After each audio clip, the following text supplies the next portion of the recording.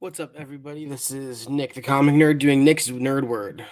So this is my end of the week comic read review show on books that I read. I'm about 2 months behind now. I'm getting there. This box is honestly getting kind of short, which is great. I read more books than I picked up this week, so that's huge. Obviously, that's a good step in the right direction to catching up. If anyone wants to join, the link is in the description. The link is here in the chat. I was actually watching Bleecker Street Comics for like 2 hours now. However long he got on around like 11 o'clock. So I was gonna wait for him to be done, but he kept going, and I was like, you know what, dude, I'm just gonna keep watching him. And I kept watching. It's upset. Thanks for stopping by. So actually, if you want to check him out, which you should, the link is in the description below to go check out Bleecker. He's live right now talking with Whodad and K-pop. Two other great community members, so definitely take the time to check them out if you can. You can catch Bleecker also on The Hunt, and he does his Slab or Not to Slab show. So, but we're gonna get into this. First off, I've got a decent amount of books I finally read this week, but last night it's so funny. I come home from work. It's like 11:30 Eastern time.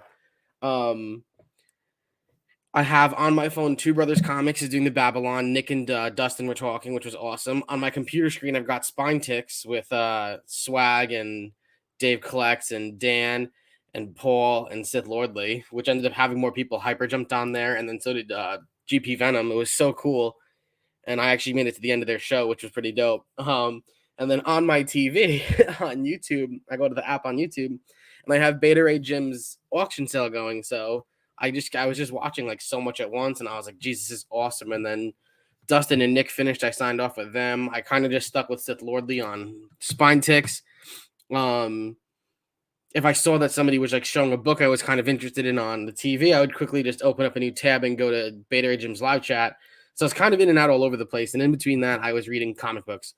Last night was one of those nights though where I kind of like overread. I like read a couple too many books. By the time I was done, I was like, I almost didn't, not that I didn't enjoy it, but like there were stories I think I should have liked that I didn't like, and that kind of stinks. You don't want that to happen. What's up, Brian? Thanks for stopping by. But yeah, so we've got a nice thick stack of books that I read this week. Like I said, a chunk gone. I read a few more issues in the Invincible Compendium from Adrian Pandawsome. I think I read like 4 more issues. It's really good. It's crazy because like I revert back to remembering the show, and it's kind of like a recap. I know it's gonna go past that from the books he gave me, and God knows when they're gonna do the second season. So, but let's dive into some of these books. I'll do some quick reviews on each one. If I'm short about it, it's because it kind of didn't do much for me. Starting with this is the order I read them in backwards. So like this is the last book I read last night before doing this, and I wanted to get on here and do this before going to work, so I could go and read and add the next set of books to my next week's episode of Nick's Nerd Word. So, Batman Detective Comics 1065. At the end of this, we'll do my read of the week, my least favorite read of the week, my cover of the week, and my least favorite cover of the week. This was decent. Talia al Ghul has like the demon of Ra's al Ghul out to go, and this was pretty good. It also had some Harvey Dent in it, which is pretty cool. I'm kind of a big Two-Face fan. I'm actually watching The Dark Knight with somebody at work who's never seen it, so it's super cool. Dave, what's up, dude? Which is super cool. It's her first time watching it, and she's really enjoying it. And we just got to where, like I said, this is a spoiler show, so we just got to where Rachel gets killed, and she was like, "Wait, he was going after Rachel." And I was like, "Yeah, the Joker gave him the wrong directions," and she was so mad. So it was so funny. She's so upset about it, but this is a book I love. DC vs. Vampires. This is number 10. The crew of Harley Quinn and Huntress and Green Hour, all the plans are kind of finally going into place with this. There's still 2 issues left, which is crazy because you almost thought it was going to end here, but they made it to Gotham to try and kill Nightwing, vampire version of Nightwing. It was so good. Highly recommend that as a DC run. Tim Drake's Robin 2. I don't know how to feel about this. I feel like there's not enough action and there's too much personal stuff going on with Robin. So for Tim Drake's Robin, I don't love the artwork. Even though I love the artwork for Batgirls, I almost have a feeling it's the same artist. I'm not 100% sure on that. I could be wrong. But I think I only have up to like issue number 5. I'm not going to pick up any new ones unless it gets good, and then I'll go to my comic shop and pick them up. This was awesome. So I loved when Dave does his Pokemon selection on Spine Ticks. So it used to be he would have like a couple cards pull up onto the big screen like it was a picture, but now he's been pulling and showing his cards. And he actually showed a few really cool cards last night. There was one with a trainer who was thick as hell, first of all. And Dave pointed out like something that goes over everybody's head. And it was like this little hidden thing where it showed one of the Pokemon in the background, and then the trainer was cooking, and she pointed out that she's clearly cooking the same kind of Pokemon. It was so funny. Captain, what's up? So I sent a picture to Dave and to Sid Lordley, and I was like, "Oh, check this out," because it was just me with my legs up on my desk because I was like, my legs are so far above my head from watching Dave do his Pokemon session. I just love it. So I'm gonna try and get on there live with you guys within the next month, and I'm sure my legs will be up for all of you. So be sure to check that out. Venom 12, it's getting better. It's not great, it's getting better. I think I might be the only person who likes it. I love the cover, but Dylan Brock finally figured out how to like unlock getting out of like the space he's in, and his dad fighting him. Eddie Brock is like, they're in like almost it sounded like they were almost like in purgatory kind of deal. And then Dylan finally figures out like how to unleash his venom, which is super cool. Something that hasn't happened in a while. Like we're on issue 12, and he hasn't been venom since like issue 5 or 6. So it's kind of been a slow drag. What also is cool is the story of Sleeper hit Dylan's cat with one of the cops is still going on. So I mean, ex-military guys is still going on. So it's cool because they picked each other up. Now they know they're with each other, and Dylan finds out what his name means mixed with what Venom's name means. So totally understandable. This is something I've been saying on my new comic book day haul and on these videos. Like if you're not liking it, you can drop it. Mycomicshop.com, you guys, is a lifesaver. If you decide you want to go back and read it, go back and read it or pick it up in trade. That's the best way to do it. I have so many books waiting to just go pick up and trade. Like I bought Strange Academy Finals #1. That's in this pile. It was great. But I didn't pick up the remaining issues. I'm just going to pick up the trade in a couple weeks when it comes out. So that's just an example I'll give you. Rick and Morty 100. This is a cool wraparound cover. It was an okay story. It was like a lot going on. Like Rick and Morty are kind of going all over the place, off the walls, like you would typically imagine, I guess. The only big thing is like it was cool because it was like all of their failures in life. So it was like sad to see, but it's like as Morty's face says it there, it was just sad because he was like getting his like just ruined because it was in a movie theater and everybody got to see it. It was funny. And Rick and Morty is doing their reboot series now. So issue 1, I don't know if it came out yet, but I'm excited to start reading it again because I had a lot of the first run. My goal would be to collect the whole thing, but definitely really cool and excited for that when issue #1 comes out to finally revamp it. I keep saying this every time I pick up these books. It all depends on what happens with the show, obviously, too, with everything going on. So Vanish #2 might be my read of the week again. I think Vanish #1 was my read of the week. So the main character, Owen, is it Owen? I don't remember. Oh my god, Owen is from Barbaric. Maybe it is Owen, though. I don't think so, though.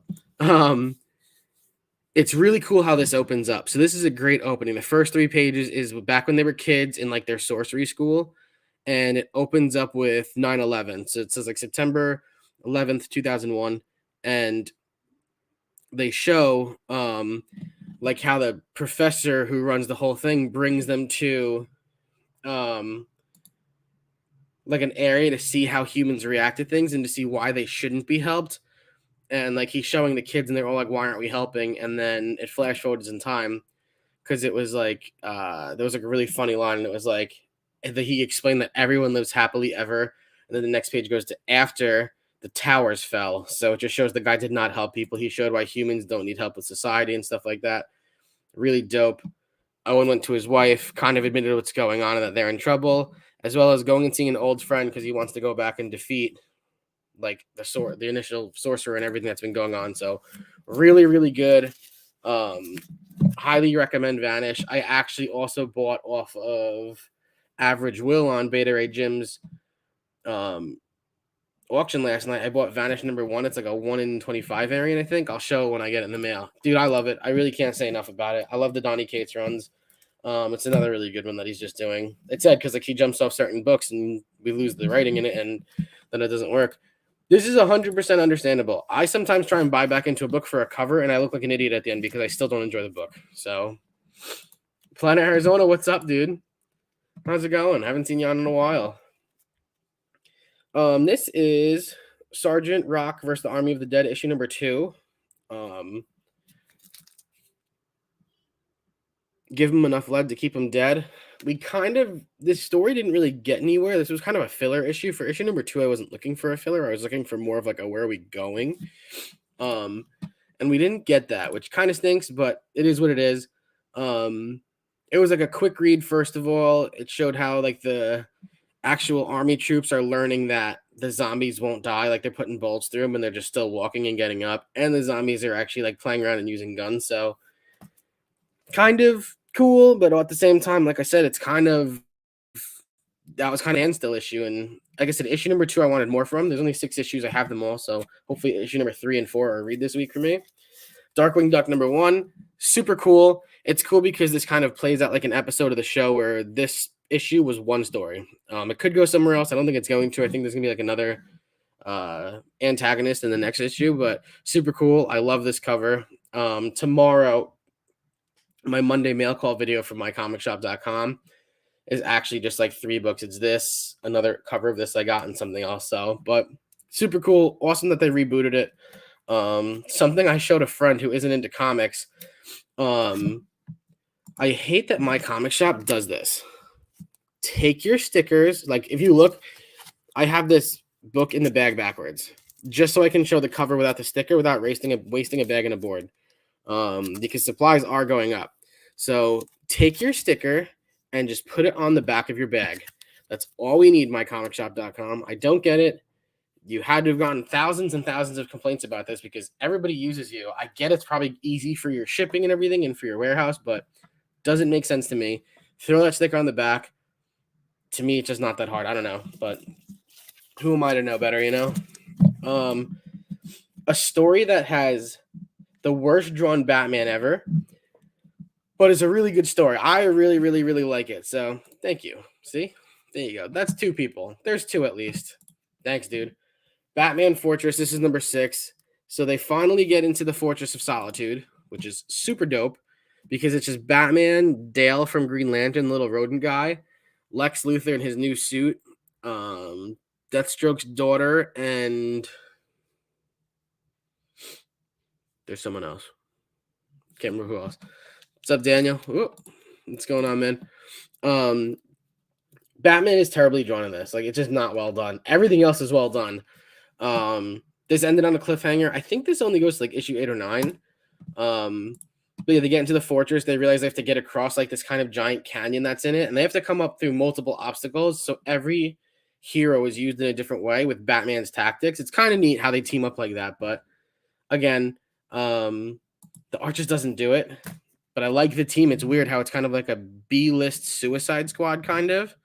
And we'll see how it ends. So this is a back issue for me. I read House of Slaughter #8. There you go. There's your stupid sticker, mycomicshop.com.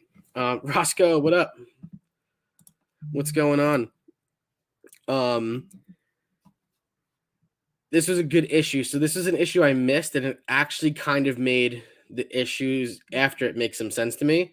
Like all of a sudden I read issue 9 and issue 10, especially, which was really good. Issue 10 might actually be my read of the week.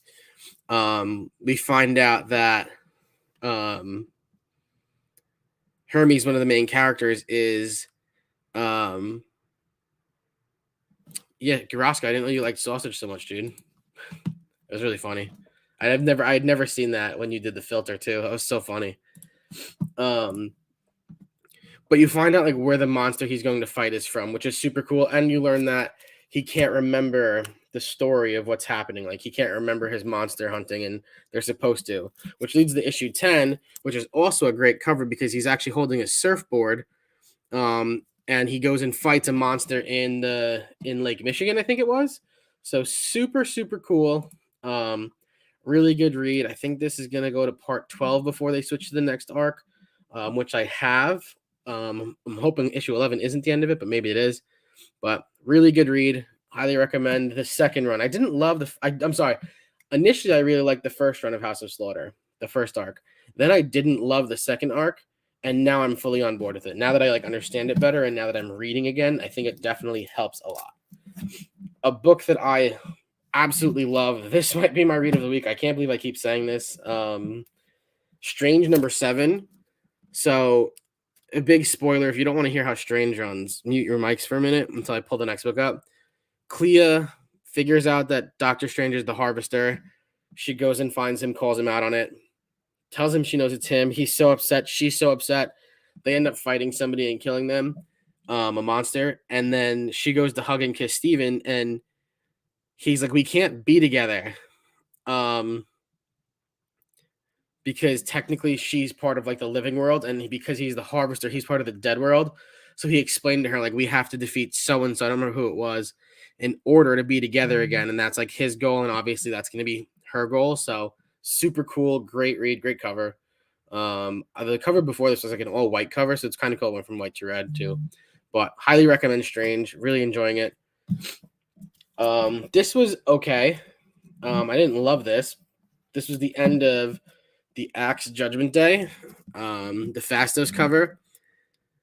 So in this one, this was the timing of when the Celestial decided you will be judged. So there was a really cool cover. I don't know if it was cover A or not. And it's a whole bunch of heroes holding their thumbs down, because when they're being judged, your thumb starts like this, and then they either go up or down. And this is how Tony talks to the Celestial, and Captain America is talking to everybody trying to save them. And he you could see it's weird because it's one of those stories where Captain America knows they're going to lose, and then they don't lose. But it was a good run. It was a lot to read. I was actually I talked about what did I talk about? I talked about what was that Sinister story that came out last week? Nightcrawlers. And then yesterday I was watching John's Comics with Kids, and he made sense to Nightcrawlers. And when the trade comes out, I'm hoping it comes out all as one, and I'll buy it, because you have to read Immortal X-Men 1 and this story and that story. And it's one of those stories that makes no sense to me, but it's cool because in this, Mr. Sinister, who's seems to be the villain of those, I don't know what it's called, Series of Sinister or Sinister something. He's in this, and he never gets judged as a good or bad guy, but it's cool to see he's captured with the Avengers. And I guess that's what's going to take place after. You probably don't need to know that, but you can read it that way, which is cool with what Marvel did there. So I enjoyed it. Cool little run. There's nothing else after that. Strange Academy Finals #1. What I really like about this, and what makes it a little upsetting, is this is not a variant cover, right? This is a variant cover. So these are the dual variant covers. So this is what comes after Strange Academy. So you see Emily Bright and her friends, and she's becoming evil. So we saw in Strange Academy, Doyle Dormammu and her in the future, even though they're in love and everything, end up having to go into a big fight, and it kind of destroys the world. So but this is cool because in the issue 4 that just came out, it's Doyle Dormammu in the cover fighting his dad Dormammu. So super dope how the dual covers happen. I'm gonna look into issues 2 and 3 and 4, because I might do that instead of the whole run in one trade, but we'll see. But so good. Strange Academy was phenomenal. Roscoe turned me into Strange Academy, and that was a series of issues that I bought. I had to go back and buy issue #1, and then I had to buy some fillers in between, but so worth it. But Finals looks just as good. This was a good story. It was a little too long for issue #1 for me. So this is Scott Snyder's Clear. Really cool futuristic story. Clear is a drug that it's kind of the new drug, the hot drug that's on town, I think. They don't really tell you that, but it's just the vibe you get. And the main character's wife gets found dead, and he then decides he's going to try and go and find who it was. And he does this thing where before he gets on his motorcycle, he takes his hands, he dips his hands in paint, and then he puts them on his helmet. You could probably see it. I think this is cover B, and cover A, it's a lot of the it's got his helmet and everything on it. I probably should have grabbed that, But I saw cover B and I was like, oh, this is cool. And then I saw everyone grab cover A, but I was like, I like both. But it was cool. The end just didn't make sense. And it was just long and drawn out. So like shows what was and shows what is. Kind of like a little back and forth issue towards the end. But the ending was kind of a cliffhanger. I'm not going to spoil the ending in case people go to read this because it was just issue number 1, but a little out there for me. Good, not great. So I will read issue number 2, and from there we'll see what happens. But I love this cover. I wish I had read this whole run. I didn't realize it was a whole run. This is Myrtle World's Game Over number 1. I didn't realize that Myrtle World was spread out through Moon Knight, and there were a couple other stories. Black Widow was one, but this is a good, dope cover. I've shown this before. Because when you look, it's kind of like Spider-Man is like an 8-bit, Wolverine, Captain America. This is one of the main characters, but this is the guy who runs the whole thing. I don't remember his name, but yeah, it's a little overdone for me, but it's good. Like I said, the issue was good. I just wish I had like more of an explanation of certain things, I guess. I don't know how to say it really, but I recommend it. Try it. If you're looking into a new indie, go for it. So this was the finale of Murder World. Maybe I'll go and pick up the whole trade if they drop one. I can't imagine they don't. The Wolverine was in it too, but it's heroes go into fight to the death kind of thing. It was really cool.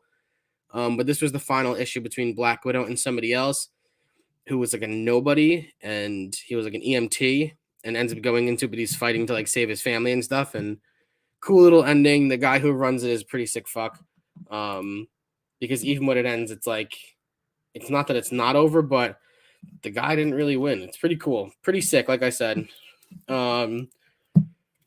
This was a cool, quick read. This is another Rick and Morty. This is Time Zoo number 1. So this is just a one-shot.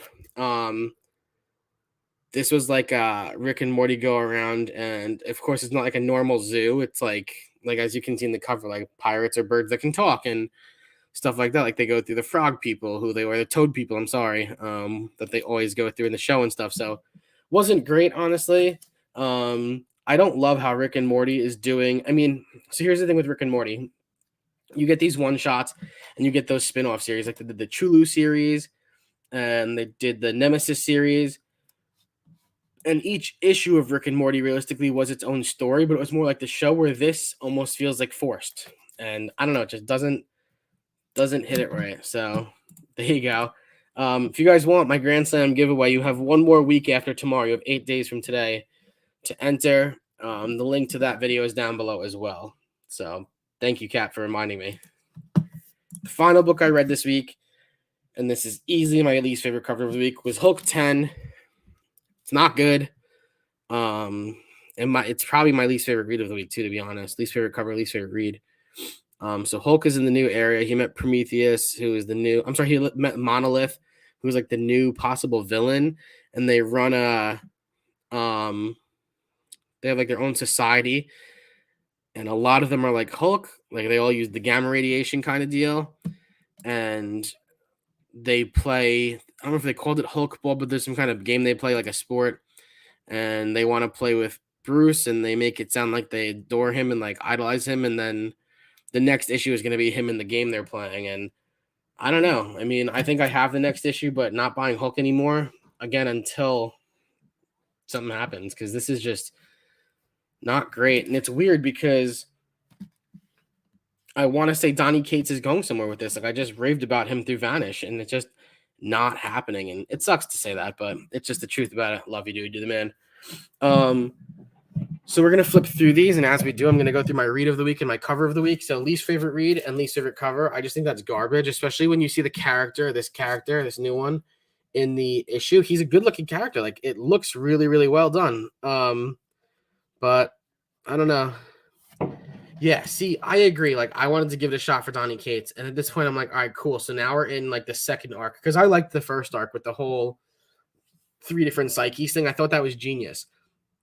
But now we're in the parts where it's like, all right, where are we going? But we've been going somewhere for 3 issues and just got there. Like, that's a little tough, but we'll see. So least favorite read. This also wasn't a good read. Like I said, it was just kind of forced. Murder World was a cool read. This might be my cover of the week, to be honest. I'll keep it to the side, but like I said, I really like the video game style of it. So really cool. Clear was good, and like I said, kind of one of those things like you gotta swing for a knot. Strange Academy Finals was great. Cool. I didn't expect it to be where it left off with Strange Academy number 18, I think was the finale. But so good. Axe Judgment Day, good finale. Not gonna fight it. I thought it was pretty well done. Strange 7. Oof, could be read of the week. You're gonna put it in the good pile.